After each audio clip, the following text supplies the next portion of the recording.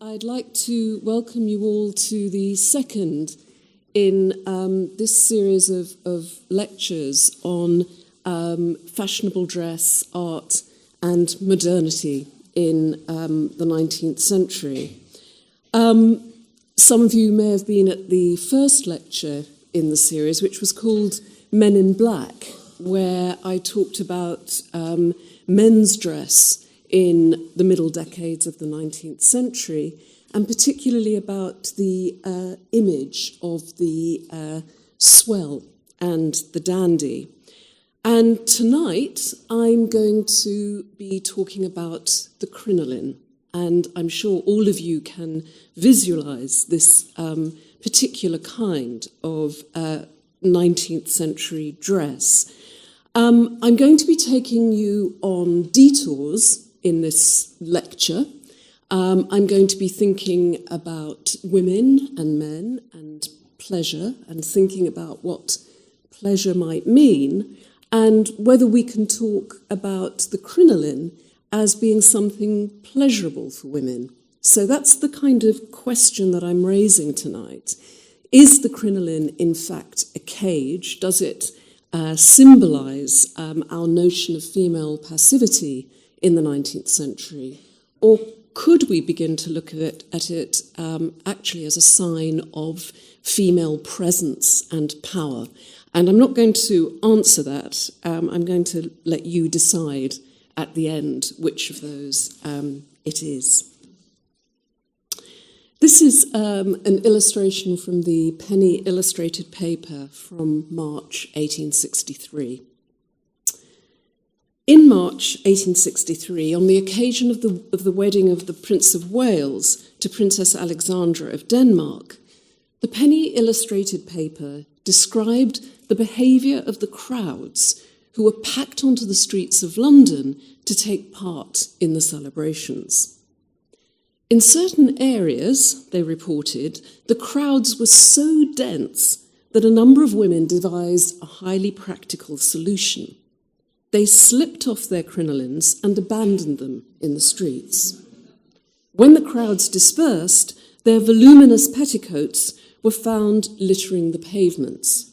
And, the newspaper continued, if their original owners came forward, certain gentlemen were now offering to restore the discarded crinolines free of charge. I like this story a lot. I like the image of Victorian city life that it presents. It evokes an image of humour and flirtation, and of a relaxed informality between strangers on the streets and in the newspapers. It shows a lack of inhibition and self-consciousness about women's dress, which is defined at once as attractive, impractical, and erotic. This is a page from a letter. In the Museum of London, there is a small archive of unpublished letters, written from around 1840 to 1858.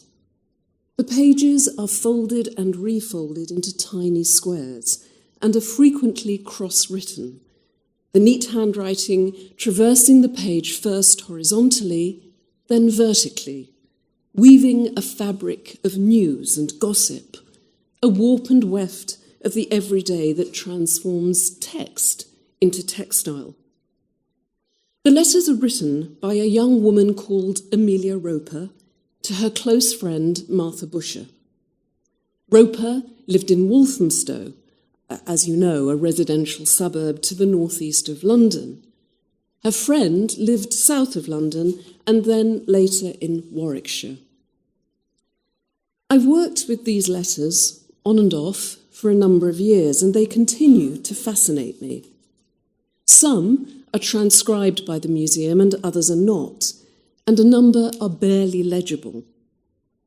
Taken together, they offer compelling snatches of ordinary lives in the middle decades of the 19th century. The letters are a fascinating blend of formalised greetings and impatient transmission of gossip, of apologies and upbraidings for lapses in communication, and chat about parties and visits to the theatre. And running like a thread through all of the correspondence is fashion. Emilia's social life is made vivid by the descriptions of what she has worn or plans to wear and how her clothes make her feel. This is a fashion plate from Godey's magazine from March 1857. On the 6th of January 1857, she tells Martha about a forthcoming party, and I'm quoting from the letter. "I'm going to wear the pink brocade. Oh, by the by, I've got such a beautiful silk dress, trimmed elegantly with deep fringe green. You can form an idea from the enclosed bit. I wore it to Rebecca's party, but I'm afraid of spoiling it if I wear it too much. Miss Pryor made it, and I never had a dress to fit like it. There is such style about it."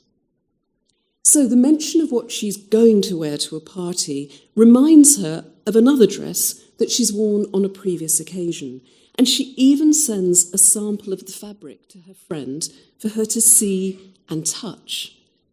Emilia loves the silk dress. In fact, she loves it so much that she fears that she will wear it out. Perhaps it looked a little like one of the gowns reproduced that year in the American Queen of Monthlies, Godey's magazine and Ladies' Book. I'm sure Emilia and other young women like her in Britain, France, and the United States pored over fashion plates such as these and imagined their stylish selves at parties and balls. 1857 was a busy year for Emilia. On the 19th of July, she wrote to Martha full of news about a big night out at a theatre in central London. And I'm quoting again. "Whatever do you think? Mr. and Miss Whittaker, Fanny and I all went to the Olympic Theatre last Monday fortnight. And it was most lovely. I can't describe it to you. I wished you could have been with us. They were all quite amused to see my greenness. I couldn't keep from saying, 'Oh my,' now and then. It was most affecting in some of the parts. We went full dress. I had a low body on. We felt quite screamers, I can assure you." The pleasure that Emilia feels at the theatre is deeply embodied.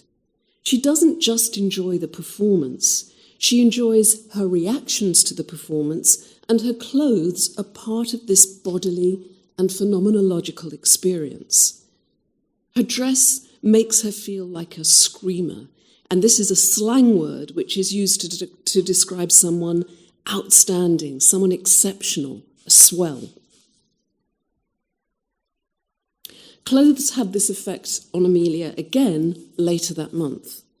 On the 30th of July, she writes to Martha from Margate, where she's on holiday, writing that she has, quote, "a cartload of news for you." She breaks off from the letter to get dressed for a visit that night to the assembly rooms, telling her friend, and I quote, "I shall be too late if I don't look out. I'm going to wear the pink brocade and make myself as much of a screamer as I can, as there is such grand folks there that I shall not look conspicuous." As the reader has the pleasure of getting to know Emilia through her letters, they cannot help feeling that she doesn't mind in the least looking conspicuous, and that she dresses for that effect and for the fun that she has when she wears these clothes. Taken together, the incident on the night of the Prince of Wales's wedding and the letters of Emilia Roper begin to construct an image of women's fashionable dress in the late 1850s and early 1860s. In other words, in the age of the crinoline, as a source of fun and an opportunity for a playful interrogation of feminine identities. The history of fashionable dress in the 19th century isn't simply a narrative of stylistic change or evolution to which we attach moral approval or censure. Fashion is an embodied practice that draws distinctions of gender, class, age, and status, and that can express assertion and subversion as much as docility or submission. As seen in my two opening examples, dress in the 19th century played a significant part in the performance of femininity that in many ways departs from conventional and conservative images of Victorian womanhood. It gave women access to a bodily language that involved imaginative projection and fantasy, of women being reunited with discarded crinolines, of dressing to stand out in the crowd and to display a daring ostentation. Like the layers of clothes and folds of fabric, the pleasures of fashionable dress for the women who wore it and the women who write about it today are multiple and sensual, involving sight, sound, the rustle of silk, and above all, touch. In this lecture, I'm going to look at the relationships between pleasure, the senses, and the crinoline, and then examine in detail one painting, this one, Franz Winterhalter's 1855 group portrait of Empress Eugenie surrounded by her ladies-in-waiting. In this work, and in others that show women in high fashion in this period, the surface of the canvas and the layers of the costume share a textural, haptic visuality. That is, they create a kind of looking that stimulates the pleasures of touching and feeling. Okay, well, my lecture is divided into a number of layers, and this is layer one, theories of pleasure. How do we write histories of humour, fun, and pleasure? How do we know them when we see them, let alone understand their social and cultural significance? How can we describe pleasure without deadening it or rendering it joyless? And what about finding pleasure where there was, in fact, none? Pleasure has traditionally seemed to be the neglected category of cultural and historical analysis. However, in the last 30 years or so, in the aftermath of post-structuralism, pleasure has also become the object of philosophical and social investigation. So, writers such as Frederick Jameson, Stephen Connor, Nicholas Royal have explored the social management of pleasure and the potential for creating new subversive forms of pleasure. They've argued against the conventional perception of pleasure as, quote, simply hedonistic or self-indulgent, and have sought to redefine the relationship between pleasure, identity, and political radicalism. For these literary theorists, pleasure isn't simply a subject of the text, but is the text itself, an effect of reading, or indeed of looking. And the pleasure of the text is also an erotic pleasure, since the text, they argue, is always concerned to seduce its readers.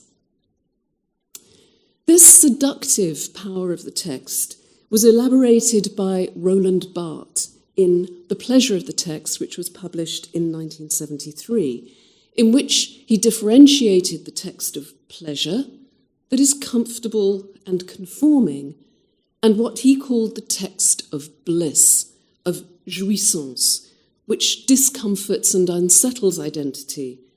So where pleasure centres the reader, jouissance goes beyond aesthetic and psychic limits and creates a space of political subversion. This is Barthes' argument.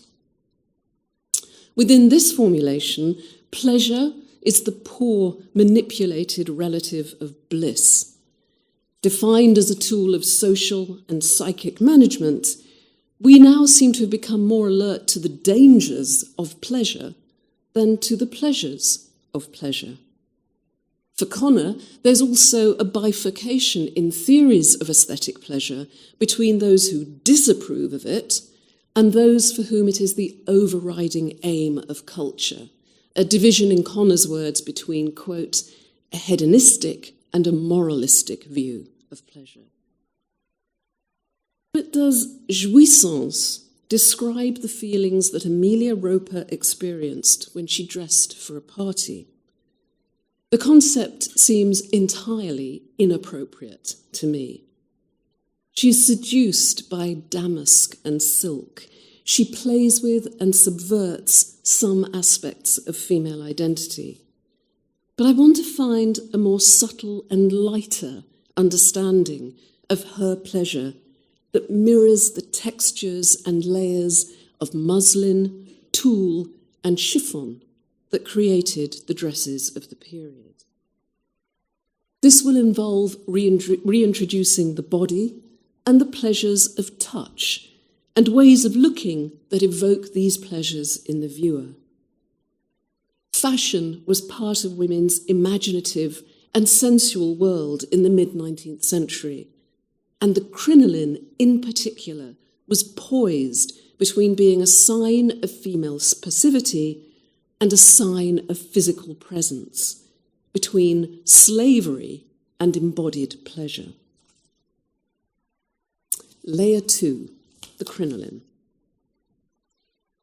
During the 1850s, dresses became bigger and more ornate. Skirts grew wider and wider, devouring meters of fabric and decorated with flounces, fringes, and ribbons. And you can see this kind of decoration. This is a dress from the V&A. The style was facilitated by the development of the sewing machine and technological developments in textile production that introduced new machine-made, light, gauzy fabrics, such as tulle and tarlatan, which supplemented the more established silks and taffetas, and were, of course, more suited to the purses of Emilia Roper and her friends of the middling classes. The key to this fashion, the frame for this confection of fabrics and ornament, was the hooped or cage crinoline. And this is a crinoline from around 1860 from the Victorian Albert Museum. As the circumference of skirts grew in the 1850s, they required increasing numbers of petticoats in order to support them and give the dresses this distinctive dome shape. These layers of undergarments were made of horsehair, stuffed pads, and stiffened petticoats, and were hot, heavy, and unhygienic. In 1856, a patent was taken out for a cage petticoat made of graduated spring steel hoops suspended on cotton tapes. Essentially, a device on which to hang expensive draperies, the cage crinoline did away with the layers of heavy petticoats that had hitherto been worn. Innovations in the design of the crinoline quickly followed. It became more flexible, and with the addition of flounces at the hem, a more natural and less mechanical look was soon achieved. The largest manufacturer of crinolines was Thomson's, who at the height of the crinoline fashion employed over 1,000 women in their London factory, producing 3,000 to 4,000 crinolines a day, which were sold in Britain and exported overseas. By 1864, towards the end of the age of the crinoline, Edward Philpott, the manufacturer of the sans flectum crinoline, was advertising that his garment allowed the dress to fall in graceful folds, resume their original shape if pressed out of it, and make no creaking or rattling. The crinoline was a fashion of paradoxes, of Sheffield steel rolled out to give the impression of natural folds of fabric, of volume but the absence of mass, of spatial expanse constructed on insubstantiality. The paradoxical nature of the crinoline is found in the etymology of the word. The Oxford English Dictionary gives its derivation from the French words for the original stiff horsehair petticoats, and its adaptation to describe the later hooped frameworks. It also gives a usage from the 1870s as a form of naval defence, quote, a netting fitted around warships as a defence against torpedoes. It's worth bearing in mind this later definition and the image of the crinoline as a barrier, a form of defence against attack. It begins to suggest why the crinoline so quickly became an object of ridicule and how historians may reassess the fashion now. Satirical cartoons began to appear almost as soon as the fashion itself. This is August 1856 from Punch. Along with many other illustrated periodicals, Punch published literally hundreds of articles and images sending up the crinoline and waged a particularly sort of vitriolic, you almost begin to wonder what's at stake, a campaign against the fashion. They ridiculed its size, its inconvenience, and most of all, the women who wore it.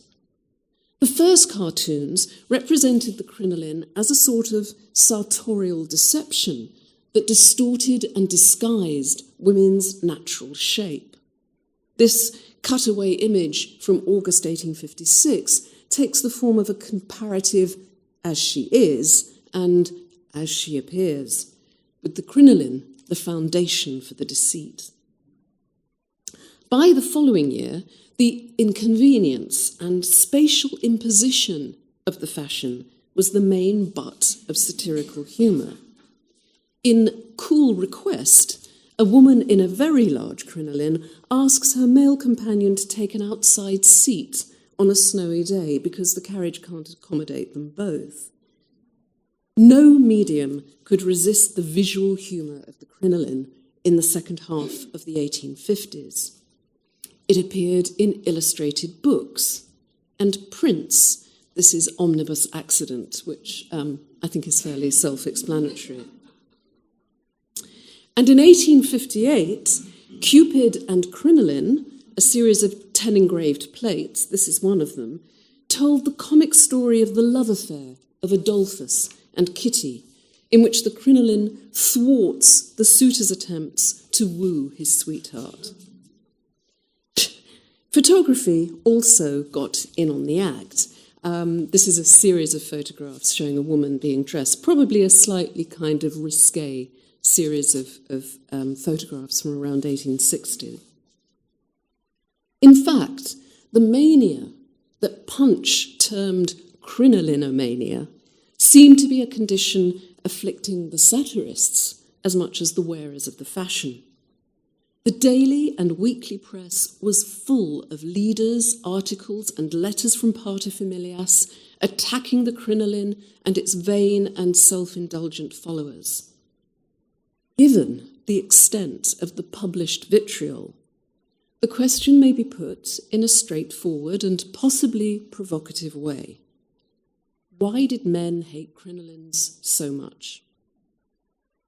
This can be answered, firstly, in terms of health and safety. Crinolines were a fire hazard. Week after week, stories of women burnt to death when their crinolines caught fire were reported in the newspapers. In October 1861, The Guardian reprinted an article subtitled "Crinoline, a Real Social Evil." A social evil was a term usually used for prostitution.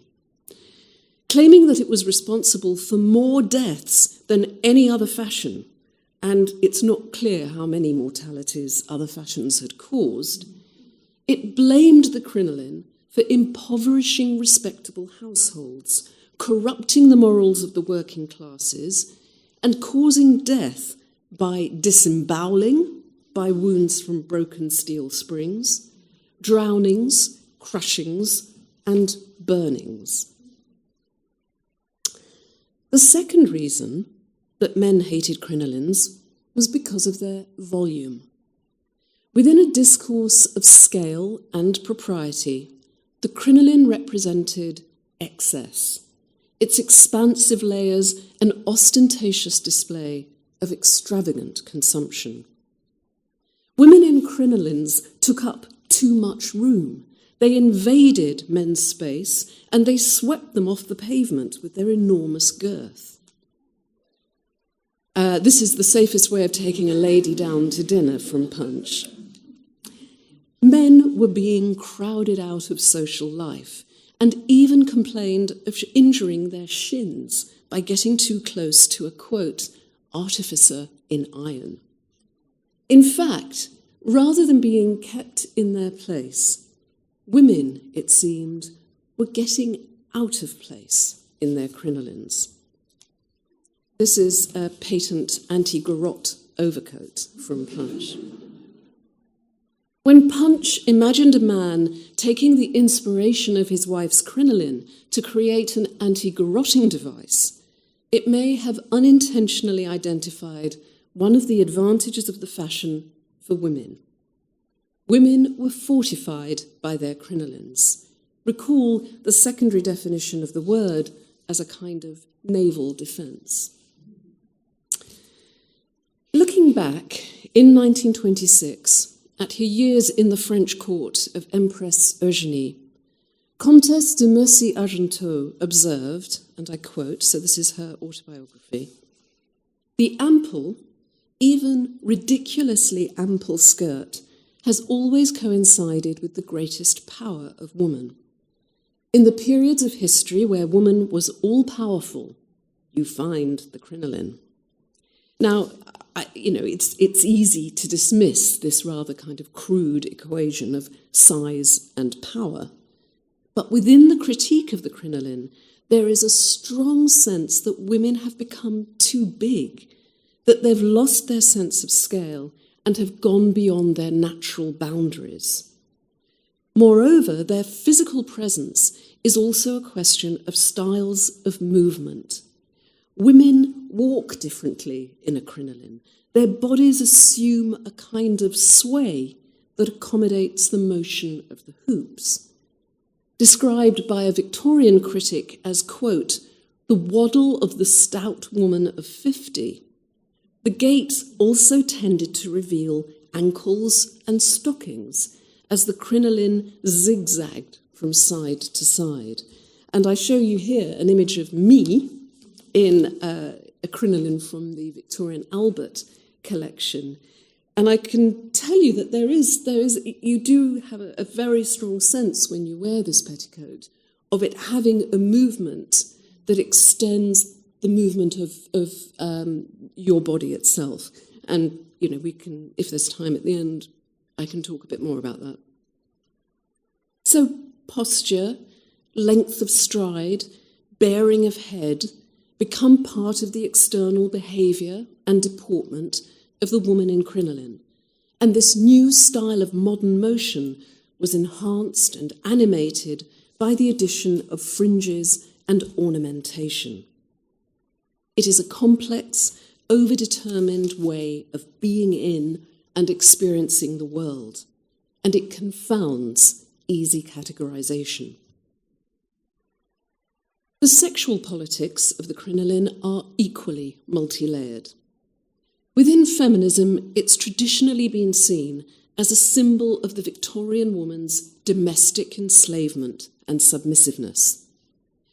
In her novel Orlando, first published in 1928, Virginia Woolf describes the crinoline, along with the grey, wet weather, as the symbol of the repressive Victorian age. Woolf writes, and I quote, "Orlando stood mournfully at the drawing-room window, dragged down by the weight of the crinoline which she had submissively adopted. It was heavier and more drab than any dress she had yet worn. None had ever so impeded her movements." Feminist historiography has since adopted this approach, most memorably in Helen E. Roberts's 1977 formulation of the exquisite slave, in which clothes articulate conservative Victorian gender roles. And this is a quote from her essay. "Men were serious. They wore dark colours and little ornamentation. Women were frivolous. They wore light pastel colours, ribbons, lace, and bows. Men were active. Their clothes allowed them movement. Women, inactive. Their clothes inhibited movement, and so on. Fashion then traps women. The cage crinoline is literally a prison that captivates women in repressive gender roles. So there is absolutely no room here for an analysis of female, let alone feminist, pleasure. If Victorian women choose the crinoline, it is because they are dictated by couturiers and are obsessed with mindless, irrational dreams. Now, Roberts's essay was then notoriously responded to by the cultural historian David Kunzel, who was at that time completing his own study, which was called Fashion and Fetishism, focusing on the use of the corset and the practice of tight lacing. Kunzel argued that rather than being slaves to patriarchal culture, these women were subverting cultural norms, defying medical and moral authority, and asserting their own self-conscious identities. Extremes of fashion, he argued, were a source of narcissistic, erotic pleasure, and it was this that resulted in the opprobrium expressed in the popular press. So, no pleasure or all pleasure. We have here a reductive binary of the kind that Stephen Connor described in his account of the hedonistic and moralistic views of pleasure. And neither can account for the fun that women had with clothes when they wrote to absent friends or took off their crinolines in crowded streets. Layer 3, fashion and modernity. When critics accused wearers of the crinoline of succumbing to the dictates of fashion, they were to a very great extent correct. In the middle of the 19th century, fashion was in the process of becoming the system of seasonal change and conspicuous consumption with which we are now all familiar. And by the 1850s, the ephemeral qualities of high fashion, its constant search for novelty, its transitory and contingent nature, could be seized on by the cultural vanguard as a symbol of the spirit of modern life. Whereas men's dress codes were seen to be relatively static and uniform, women's clothes were constantly changing in line with the temporality of modern life itself. Clothes, as we've seen, however, are complex signs, and they don't always behave in the ways that we expect them to. They might be an expression of the pace of the present, but they also involve the body and are a bodily practice. The dressed body is a phenomenological entity that can evoke memories and the past as much as the constant change of the present. As we saw in the letters of Emilia Roper, clothes can be the prompts for remembering moments in our past. We recollect our history through what we were wearing. Time, history, and memory are all folded into the meaning of clothes in the 19th century. And I think there's a sense of loss, a melancholic sadness in the certainty that even the most fashionable clothes will be out of fashion. The sartorial is thus a metaphor not only for the accelerated temporality of modernity, but also its folding of history, memory, and time passing. So, my fourth layer, painting pleasure. And this again is Franz Winterhalter's Empress Eugenie.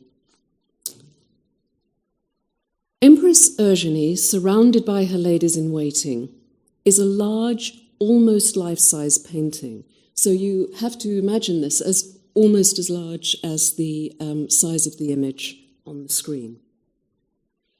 9 women from the French court sit in a pastoral setting. Gorgeously dressed, they look like an arrangement of the flowers that they gather around them. The group is arranged in a circle that is entwined and punctuated by their spreading dresses, layers of subtly contrasting shades and textures that almost form hills, a sort of landscape of tulle, satin, and lace. The group seems relaxed and informal, brought together only by the pleasure of the moment. And in fact, someone suggested to me that actually the group almost looks like a crinoline. You know, the shape is almost the contour of a crinoline. In fact, though, the composition articulates an emphatic and necessary social hierarchy. So, for example, here, the figure at the top and to the left of the canvas, with lilacs in her hair and wearing a dress of white silk threaded with lilac ribbon, is the Empress Eugenie. On either side of her, so I'm talking about these 2 women, are the 2 most senior of her ladies in waiting. On her right, the grande maîtresse in pink taffeta, and on her left, dressed in a deep red dress with black chantilly lace, is her dame d'honneur. Grouped around these 3 women are the dames de palais. In the centre foreground, the Marquise de Montebello wears a tiered gown, this one, beautiful gown, of green taffeta, trimmed at the shoulders with white lace.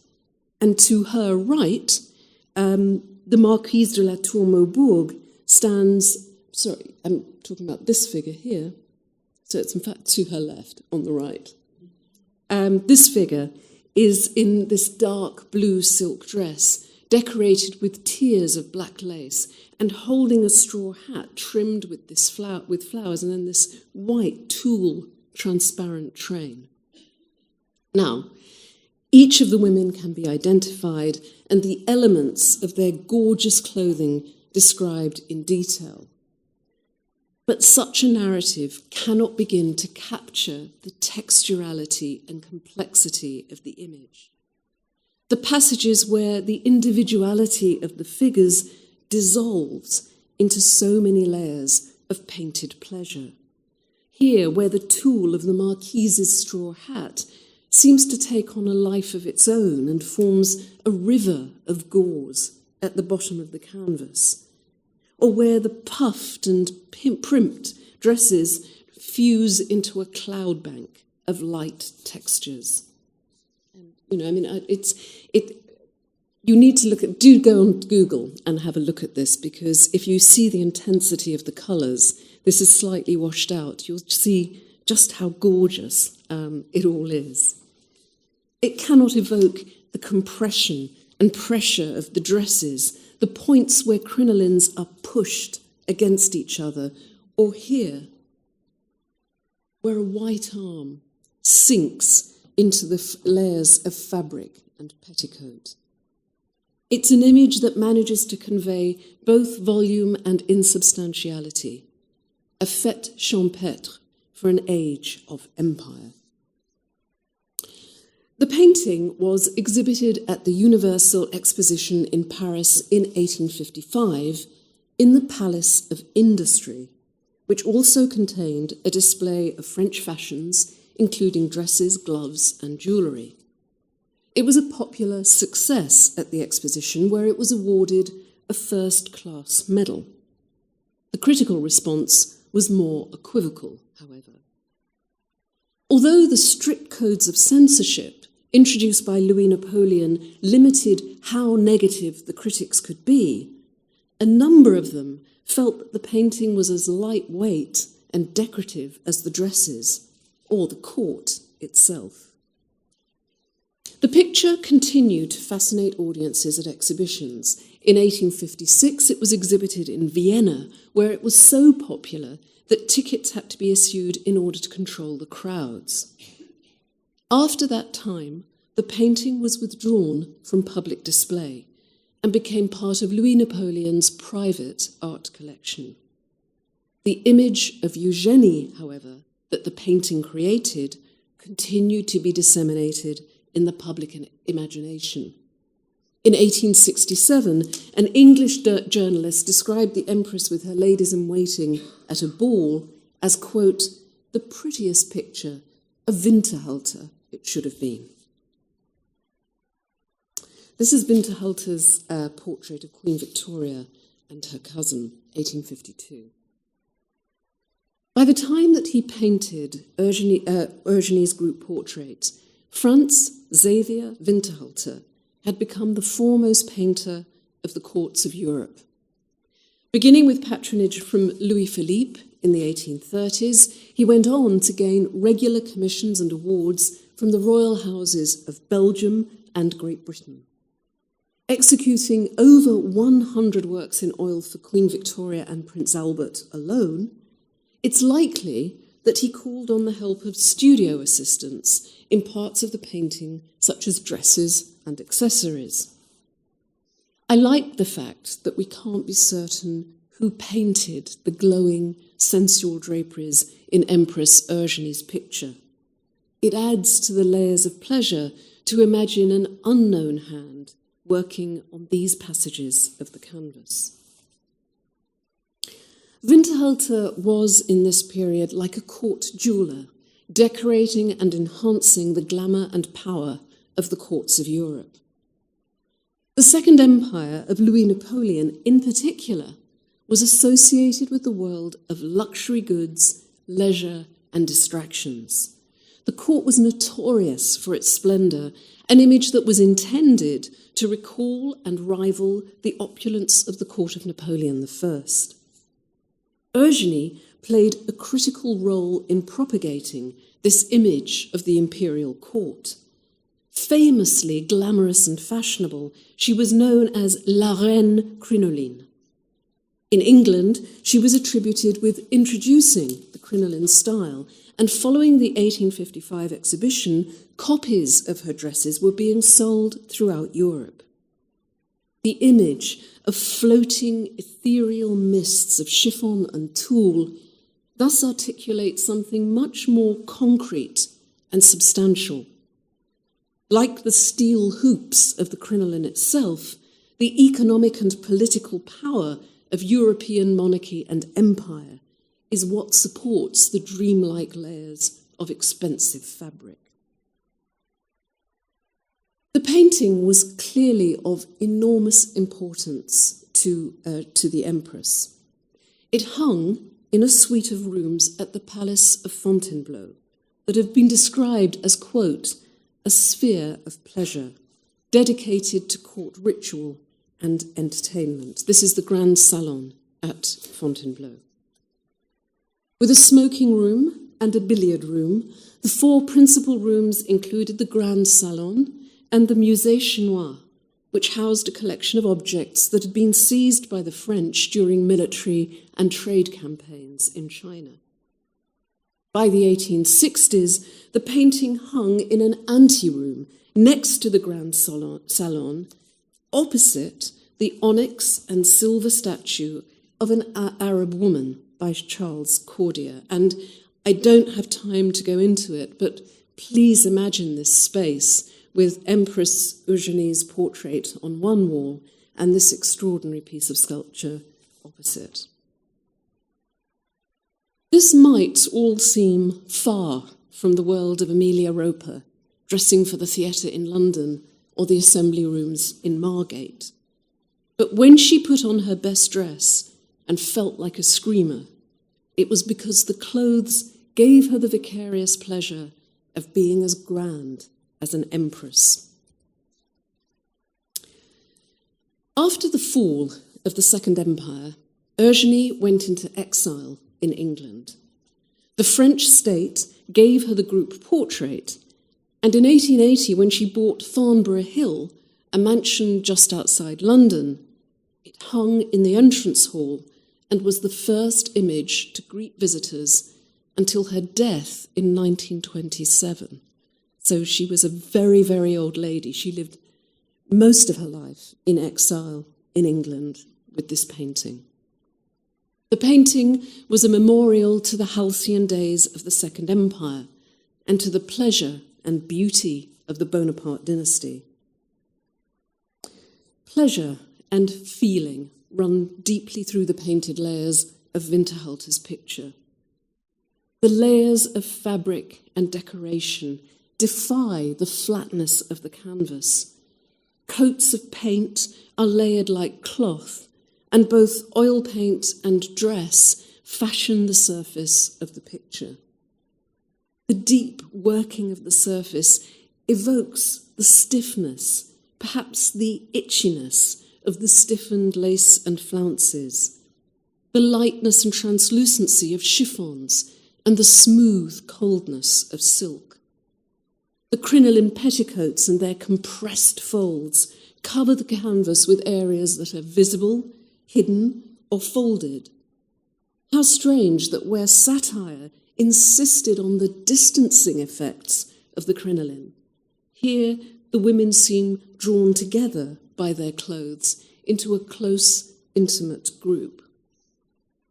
To rework the words of film historian Juliana Bruno, it is a picture of pure atmosphere, haunted by the very spirit of fashion. Fashion is thus a form of intimate contact between bodies. The threads of the fabric carry the imprint of the body like a shroud and bear the traces of lives and memories that can be recalled in the weave of canvas and layers of paint. The pleasures of looking at this picture are haptic. That is, they derive from the sense of touch that's aroused by the gaze. The eye of the viewer is drawn towards the fabrics and texture of the dresses, following the folds, creases, and rumples of clothes. We don't touch the canvas, but we feel the pressure of skin on fabric, of fabric on fabric, of skin on skin. This is how, within the constraints of its own medium, painting uses vision as if it were the sense of touch.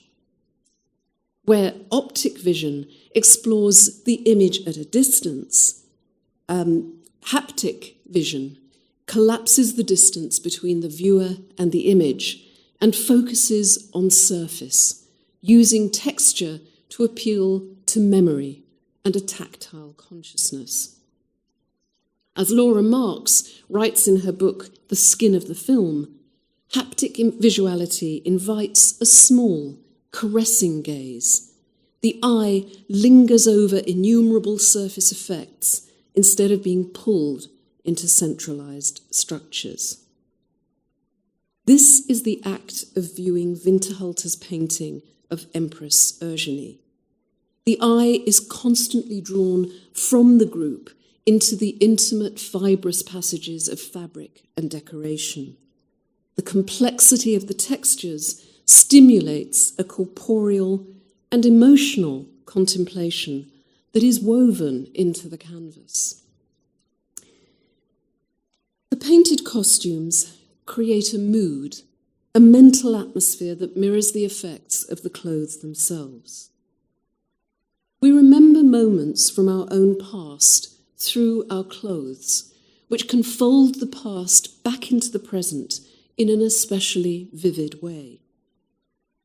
As we fumble through the receding layers of silk and tulle, the layers of lace and ribbon, somehow like the wings of stage scenery, we seem to reach back in time as well as in space.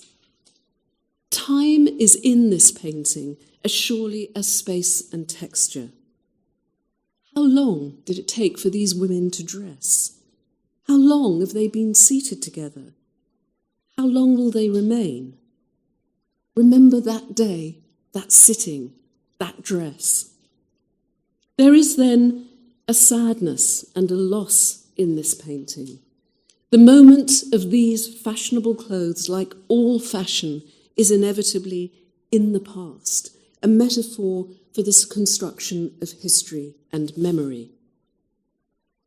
Time and longing exist in the painting in the spaces between the folds of piled up and compacted skirts.